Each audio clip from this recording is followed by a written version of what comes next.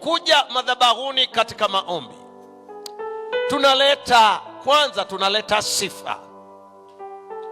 Tunaleta sifa. Na nilisema ya kwamba chakula cha Mungu ni sifa. Anastahili sifa, kutukuzwa, anastahili heshima, adhama na ibada. Na jana niliongelea kwa kina. Lakini sio sifa peke yake, unaleta shukurani. Na nasema asante, kwa maana fadhili zake zadumu milele na milele. Amina. Na jambo la tatu ambalo tutalizungumza kesho, unaleta ushuhuda. Ushuhuda. Na wakamshinda kwa damu ya mwana kondoo na neno la ushuhuda wao. Sasa tunapokuja kwenye shukurani, Daudi anaandika katika kitabu kile cha Zaburi ya 100 na fungu la 4. Daudi anaandika, anasema hivi. Daudi anaandika, anasema katika Zaburi ya 100 fungu la 4, anasema ingieni malangoni mwake kwa kushukuru, nyuani mwake kwa kusifu, mshukuruni, lihimidini jina lake. Unajua Zaburi ya 100 ilikuwa ni nyimbo ambazo Israeli ilikuwa ni wimbo wa kushukuru. Ziko zaburi ambazo Israeli walikuwa wakiziimba, wanaingia kwenye malango ya hekalu kwa shukurani, kwa sifa na kumtukuza Bwana. Daudi anatukumbusha, anasema ingieni malangoni mwake kwa kushukuru. Unapoomba usiishie tu, usiingie tu na unaomba, unataka vitu, unataka hiki, unataka kile. Ingia malangoni mwake kwa shukurani. Haleluya. Alafu nyuani mwake kwa kusifu. Shukuru kwa kile Bwana alichokutendea. Sema asante kwa yale mambo makuu Bwana aliyokufanyia. Sema asante kwa uhai.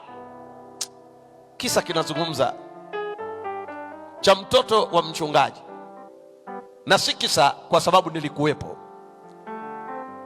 Ilikuwa ni kwenye makambi, na hivyo katika kambi hili tulilokuwa tumealikwa, tulikuwa tunahudumu, ilikuwa ni saa ya chakula, na mtoto wa mchungaji akaambiwa na mama yake tupatie ombi. Na yule mtoto akafungua mahotipot, akafungua kila kitu, akakifungua. Tukashangaa. Sasa kwa kawaida ombi la chakula linategemewa kuwa fupi, kwa sababu hata hivyo watu wanakuwa na njaa. Hata wewe mwenyewe ni shahidi, hakuna ombi la chakula refu. Kwa kawaida linakuwa Baba bariki chakula hiki katika jina la Yesu, amen. Yule binti akafungua mahotipot, akafungua, alafu akaanza, Baba tunakushukuru kwa wali uliopikwa vizuri, tunakushukuru kwa maharage, tunakushukuru kwa mboga za majani. Akataja vyakula vyote pale, alafu akasema, Baba tunakushukuru kwa hii meza ambayo siku zote imetubebea vyakula, na hatujai kusema asante kwa ajili ya hii meza. Tukafikiri ombi limeisha. Akasema, lakini Mungu tunakushukuru, hii picha ya Baba hapa sebuleni imekaa vizuri. Hatujai kukushukuru kwa hii picha, namna inavyopendeza.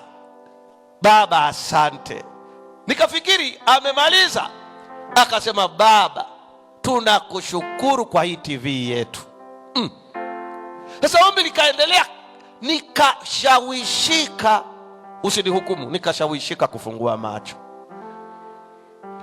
Akasema, ndipo nilipogundua mama yake anamsogelea ili amfinye amalize ombi, na kadri mama alivyosogea na binti naye anasogea, huku akiendelea kushukuru kwa kila kitu kilichokuwa pale.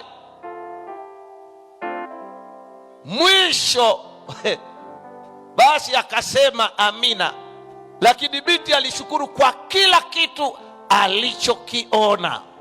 Hiki ndicho Daudi anasema, ingieni malangoni mwake na shukurani. Haleluya! Shukurani inafanya mambo yafuatayo. Shukurani katika maombi inafanya mambo yafuatayo. Jambo la kwanza, shukurani inaondoa mawazo yetu kwenye tatizo na inapeleka mawazo yetu kwa Mungu wa mbinguni. Haleluya!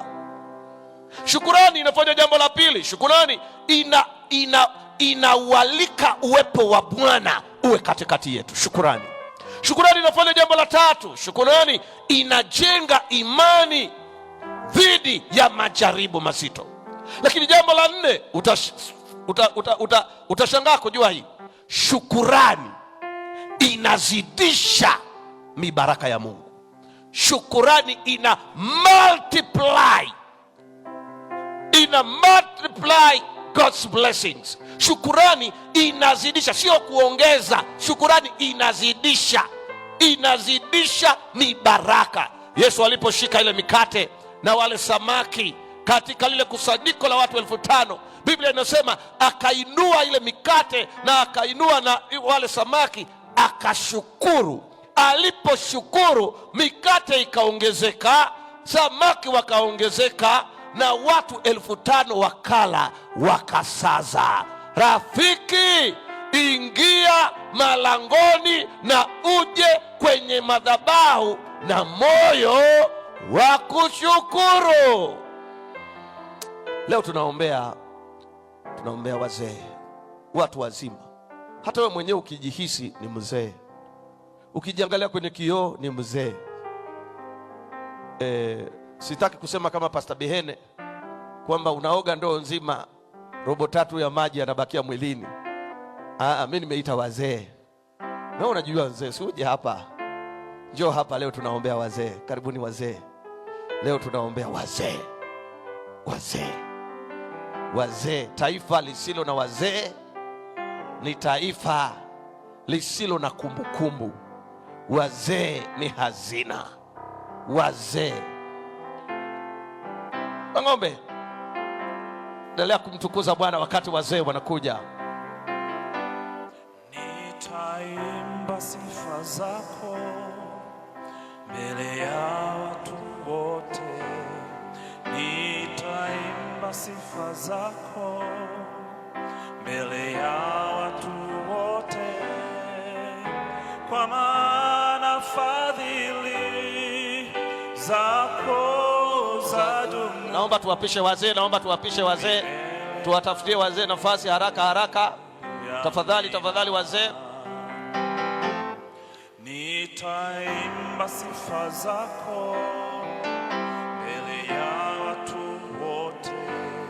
Nitaimba sifa zako mbele ya watu wote, kwa maana fadhili zako zadumu milele na milele. Amina. Nasema asante kwa Mungu wangu.